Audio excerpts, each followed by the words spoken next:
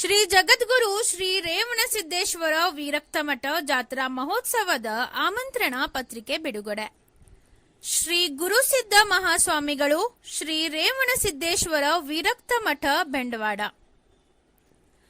ಬೆಳಗಾವಿ ಜಿಲ್ಲೆಯ ರಾಯಬಾಗ್ ತಾಲೂಕಿನ ಸುಕ್ಷೇತ್ರ ಬೆಂಡವಾಡ ಗ್ರಾಮದ ಗುಡ್ಡದ ಜಗದ್ಗುರು ಶ್ರೀ ರೇವಣಸಿದ್ದೇಶ್ವರ ವಿರಕ್ತಮಠ ಜಾತ್ರಾ ಮಹೋತ್ಸವ ಶ್ರೀ ಗುರುಸಿದ್ದ ಮಹಾಸ್ವಾಮಿಗಳು, ಶ್ರೀ ರೇವಣಸಿದ್ದೇಶ್ವರ ವಿರಕ್ತಮಠ, ಬೆಂಡವಾಡ್ ಇವರ ಅಪ್ಪಣೆಯ ಮೇರೆಗೆ ಪ್ರತಿ ವರ್ಷದಂತೆ ಈ ವರ್ಷವೂ 1948ನೇ ಪರಾಭವ ನಾಮ ಸಂವತ್ಸರ ಚೈತ್ರ ಶುದ್ಧ ದವನದ ಹುಣ್ಣಿಮೆಯ ದಿನದಂದು ಜಾತ್ರೆಯು ನೆರವೇರುವುದು.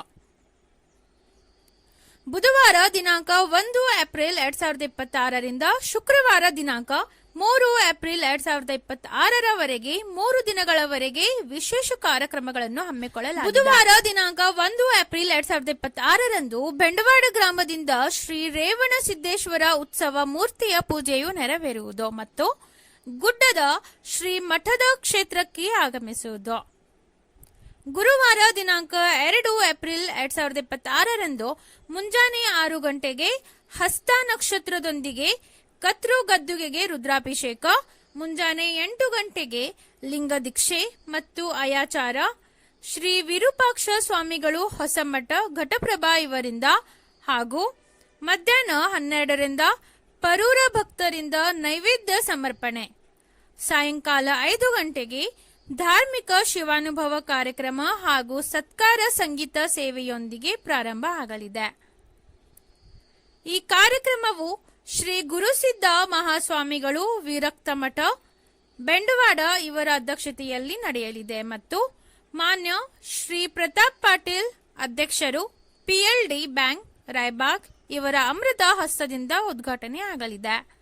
ಶ್ರೀ ಶಿವಾನಂದ ಮಹಾಸ್ವಾಮಿಗಳು, ಶ್ರೀ ಮಹಾಂತೇಶ್ವರ್ ವಿರಕ್ತಮಠ್, ಬೆಲ್ಲದ ಭಾಗ್ಯವಾಡಿ ದಿವ್ಯ ಸಾನ್ನಿಧ್ಯ ವಹಿಸಲಿದ್ದಾರೆ ಹಾಗೂ ಈ ಕಾರ್ಯಕ್ರಮದ ಸಾನ್ನಿಧ್ಯ ಶ್ರೀ ವಿರೂಪಾಕ್ಷ ಸ್ವಾಮಿಗಳು, ಹೊಸಮಠ್ ಘಟಪ್ರಭಾ, ಪ್ರಭು ಮಹಾರಾಜರು, ಸಂಗಮೇಶ್ವರ್ ಮಠ್ ಹಿಪ್ಪರಗಿ, ಪೂಜ್ಯ ಶ್ರೀ ಅಭಿನವ್ ದರಿ ದೇವರು ಮಹಾಸ್ವಾಮಿಗಳು ಕಟಕ್ ಬಾವಿ ಇವರು ದಿವ್ಯ ಸಾನ್ನಿಧ್ಯದಲ್ಲಿ ಈ ಕಾರ್ಯಕ್ರಮ ನಡೆಯಲಿದೆ ಎಂದರು. ವಿಶೇಷವಾಗಿ ಶ್ರೀ ಮೃತ್ಯುಂಜಯ ಸ್ವಾಮೀಜಿಗಳು, ಶ್ರೀ ಸಿದ್ದಾರೂಢ ಮಠ್ ಬೆಳವಿ, ಶ್ರೀ ಸಿದ್ದೇಶ್ವರ ಸ್ವಾಮೀಜಿಗಳು ಇಟ್ನಾಳ್ ಹಾಗೂ ಶ್ರೀ ಮಾರುತಿ ಶರಣರು ಕಂಕಣವಾಡಿ ಇವರ ಪ್ರವಚನ ನಡೆಯಲಿದೆ ಎಂದರು.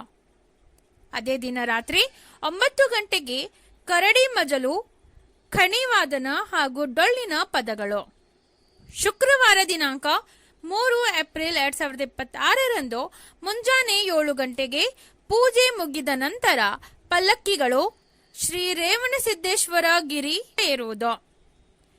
ಗಿರಿಯ ಮೇಲೆ ಸಕ್ಕರೆ ನೈವೇದ್ಯ ಸಮರ್ಪಣೆ ಮಧ್ಯಾಹ್ನ 12 ಗಂಟೆಯವರೆಗೆ ನಡೆಯುವುದು. ನಂತರ ಪಲ್ಲಕ್ಕಿ ಗಿರಿ ಇಳಿದ ಮೇಲೆ ಮಧ್ಯಾಹ್ನ 2 ಗಂಟೆಗೆ ಶ್ರೀ ಮಠದ ದಾಸೋಹದಲ್ಲಿ ಎಲ್ಲ ಭಕ್ತಾದಿಗಳಿಗೆ ಮಹಾಪ್ರಸಾದ. ಸಾಯಂಕಾಲ 5 ಗಂಟೆಗೆ ಜಂಗಿ ನಿಕಾಲಿ ಕುಸ್ತಿಗಳು ನಡೆಯುವುದು ಎಂದು ಹೇಳಿದರು ಮತ್ತು ಸಕಲ ಭಕ್ತಾದಿಗಳು ಜಾತ್ರೆಗೆ ಆಗಮಿಸಿ ಎಂದು ಹೇಳಿದರು. ಇದೇ ಸಂದರ್ಭದಲ್ಲಿ ಸಂಗಪ್ಪ ಬೆನ್ನಾಳೆ, ರೇವಣು ಶಿವಪುರೆ, ಪರಶುರಾಮ್ ಪಿಡಾಯಿ, ರವಿ ಪೂಜೇರಿ, ಸಾಗರ್ ಪೂಜೇರಿ ಹಾಗೂ ಶಾಲೆಯ ಶಿಕ್ಷಕ ಶಿಕ್ಷಕಿಯರು, ವಿದ್ಯಾರ್ಥಿನಿಯರು ಹಾಗೂ ಭಕ್ತಾದಿಗಳು ಉಪಸ್ಥಿತರಿದ್ದರು. ಶ್ರೀ ಗುರು ಬಸವಲಿಂಗಾಯನ ಈ ಒಂದು ಸುದ್ದಿ ಮಾಧ್ಯಮದ ಮೂಲಕ ಕರ್ತೃ ಶ್ರೀ ರೇವಣಸಿದ್ದೇಶ್ವರ ವಿರಕ್ತಮಠದ ಜಾತ್ರಾ ಮಹೋತ್ಸವದ ನಿಮಿತ್ತಗೋಸ್ಕರವಾಗಿ ಹಮ್ಮಿಕೊಂಡಿರತಕ್ಕಂಥ ಈ ಒಂದು ಸುದ್ದಿ ಮಾಧ್ಯಮ ಭಕ್ತಾದಿಗಳ ಗಮನಕ್ಕೆ ತರ್ತಕ್ಕಂಥ ವಿಷಯ ಅಂತಂದರೆ, ಪ್ರತಿ ವರ್ಷದಂತೆ ನಡೆದು ಬರ್ತಕ್ಕಂಥ ಶ್ರೀ ಕ್ಷೇತ್ರ ರೇವಣಸಿದ್ದೇಶ್ವರ ವಿರಕ್ತಮಠ ಗುಡ್ಡದ ಕ್ಷೇತ್ರದಲ್ಲಿ ಈ ವರ್ಷವನ್ನು ಕೂಡ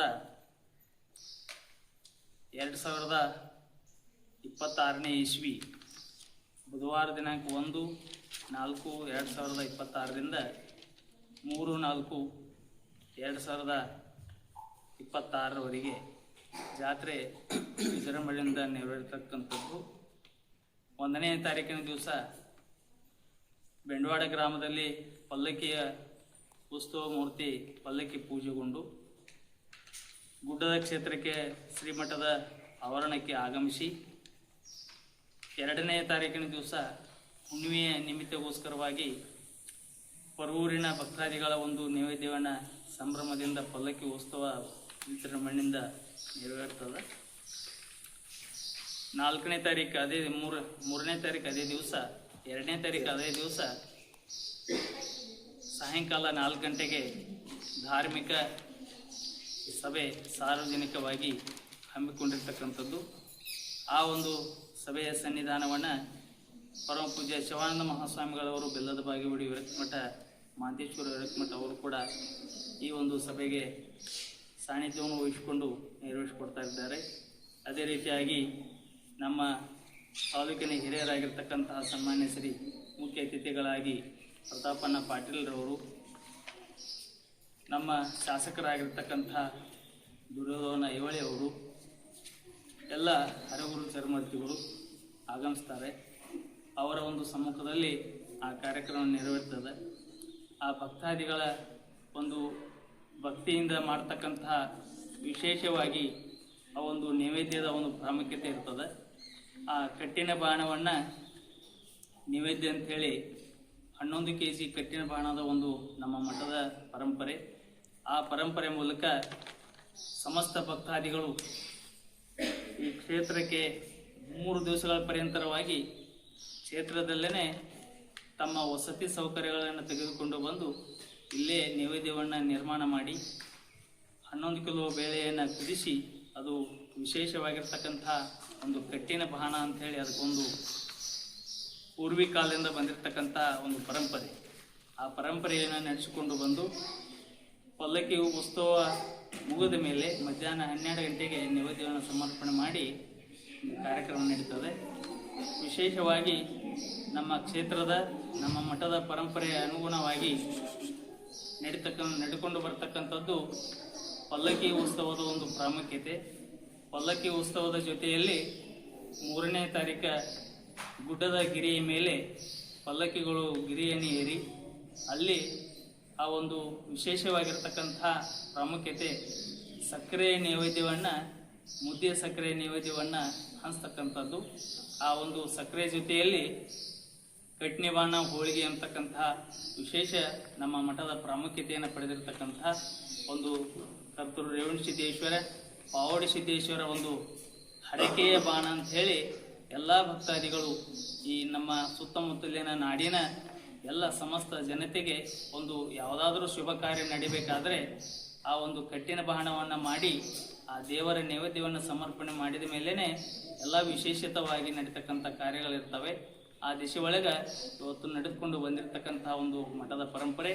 ಆ ಮಠಕ್ಕೆ ಕಾರಣೀಭೂತವಾಗಿ ಇವತ್ತು ಭಕ್ತರ ಒಂದು ಶಕ್ತಿ ಬಹಳ ಅಮೂಲ್ಯವಾಗಿರ್ತಕ್ಕಂಥದ್ದು. ಈ ಜಾತ್ರಾ ನಿಮಿತ್ತಗೋಸ್ಕರವಾಗಿ ಸಮಸ್ತ ಕೆಲಸಗಳನ್ನು ಸೇವೆ ಮೂಲಕ ನಮ್ಮ ಹಿರಿಯರು, ನಮ್ಮ ನಾಡಿನ ಸಮಸ್ತ ಗುರು ಹಿರಿಯರ ಸಮ್ಮುಖದೊಳಗೆ ಇವತ್ತು ಈ ಒಂದು ಜಾತ್ರೆ ನಡೀತಕ್ಕಂಥದ್ದು.